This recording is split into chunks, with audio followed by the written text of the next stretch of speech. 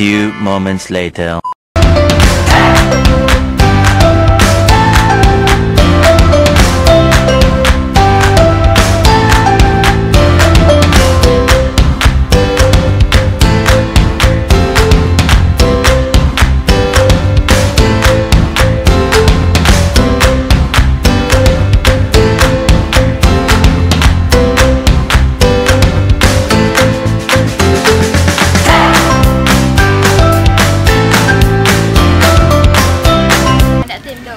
Một loại mì Hàn Quốc và loại mì Việt Nam. Mì Việt Nam là 11.000, còn mì Hàn Quốc là 26.500. Giờ mình sẽ về và cho các bạn trải nghiệm nha. 2 hours later. Hey các bạn, mình đã quay trở lại với bếp của Cherry Esports và bây giờ mình sẽ test mì cay của Việt Nam và mì cay của Hàn Quốc xem mì nào ngon hơn nha. Và như các bạn thấy là bên tay trái của này là mì cay Hàn Quốc giá là 26.000 và mì cay Việt Nam giá 11.000. Bây giờ mình sẽ test mì cay Hàn Quốc trước nha, còn mì cay Việt Nam mình sẽ để sau nha. Bây giờ mình sẽ bắt nước sôi để mình trụng mì nha.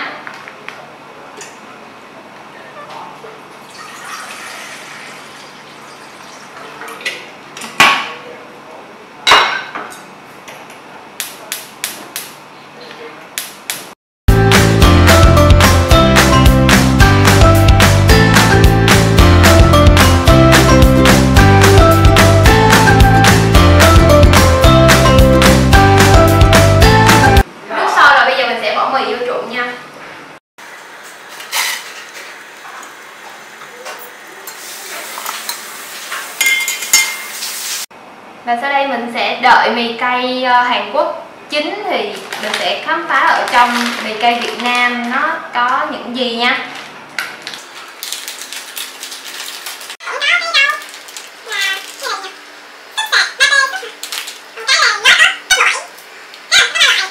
Và bên tay phải của Mèo là 3 gói gia vị của mì cay Việt Nam và bên tay trái của Mèo là 2 gói gia vị của mì cay Hàn Quốc. A few moments later. Mì cay Hàn Quốc chín rồi, bây giờ mình sẽ vớt mì ra nha.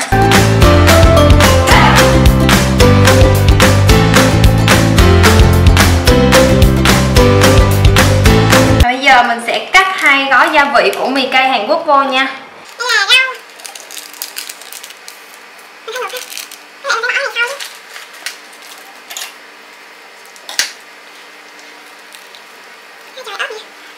Và bây giờ mình sẽ trộn mì cay Hàn Quốc lên nha.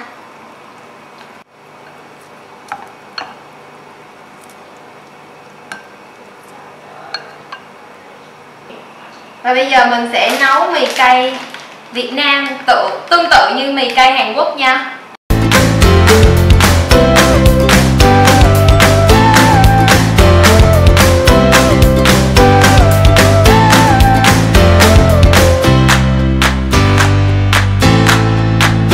Nên gọi trên Zero đây.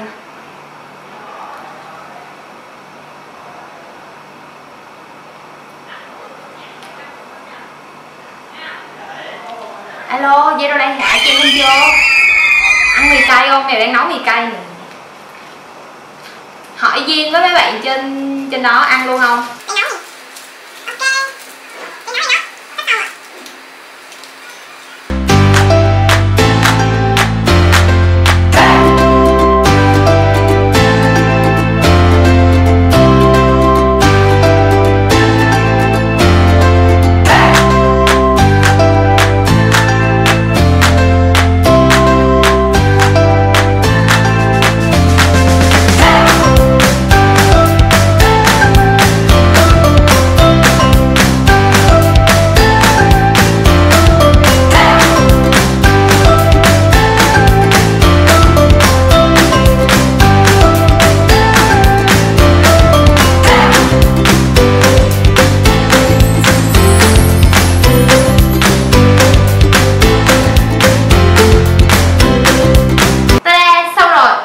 Bên đây là mì cay Hàn Quốc và bên đây là mì cay Việt Nam. Bây giờ mình sẽ ăn thử coi mì cay nào ngon hơn nha.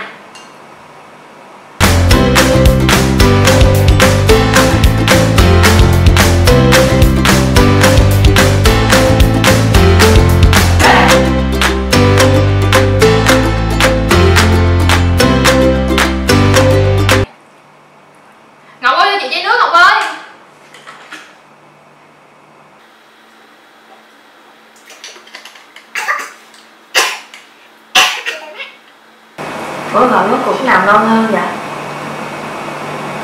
Mì này ngon hơn. Mì Hàn Quốc ngon hơn. Ok ok. Em ăn thử không? Không ăn đâu.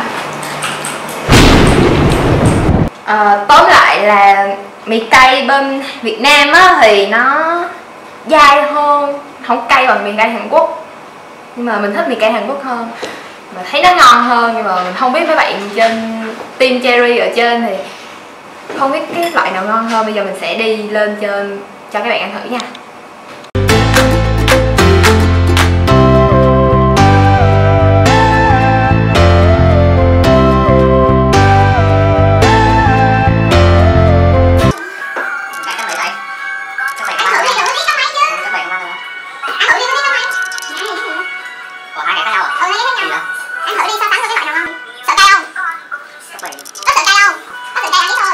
Ăn nốt cái này nhìn nha.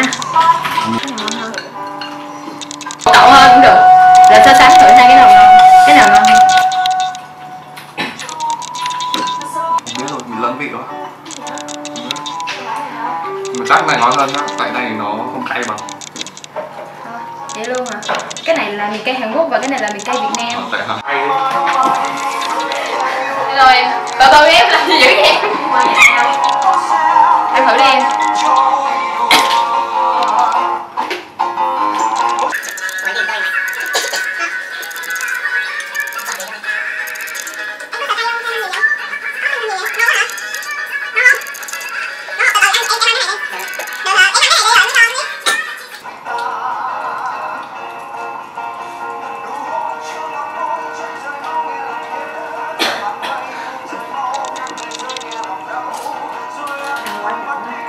A few moments later. Cái gì vậy? hay cái chết. Ủa? Sao em đi ra lạnh lùng vậy em?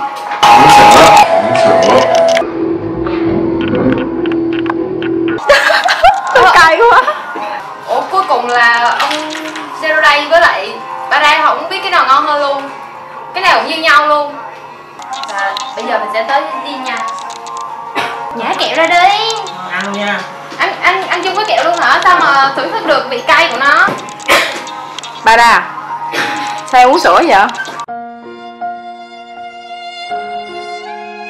Của Bara má. Tụi mình toàn lấy người khác. Ít được không? Ăn một cọng nữa thôi. Ăn cho biết cái mùi vị. Ăn cộng nữa đi. Ăn cộng nữa đi. Ăn ít quá sao mà biết được. Chết bé.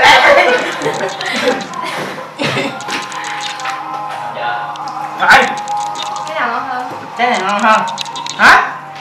Biết cái này bao nhiêu tiền không? 1.000 hả? 26.000, cái này 11.000. Cái 26.000 nó ngon hơn, đúng rồi. Tùy người ăn chứ. Không, người giàu nó ăn gì đó. Hello anh cá. Gì hả? Chào anh cá, mình sẽ thưởng thức mì cay chứ. Cũng mới cay quá. Đây thử này chứ đi. Ok. Cầm tay nè. Má, sao mà ngon Cái này mày? Lật nhau Cay giờ. mình ăn thử cái khác đi chứ. Nhưng Bây giờ mình phải có một tí nước để cho Cái này mì khô, này mì khô. ăn cái dễ cảm hả? cái này cay hơn.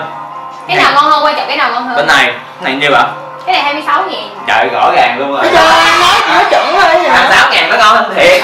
Nhưng mà Ăn cái chưa này biết giá trước nha. Ok. Ăn chưa biết giá trước, anh ăn thấy cái này ngon hơn à. ok, nhưng mà cái này cay hơn đúng không?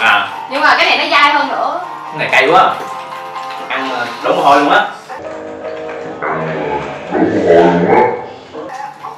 Mình còn một bạn nữa là bạn support của Ủa, team. cái này quen quá vậy? Hello bạn.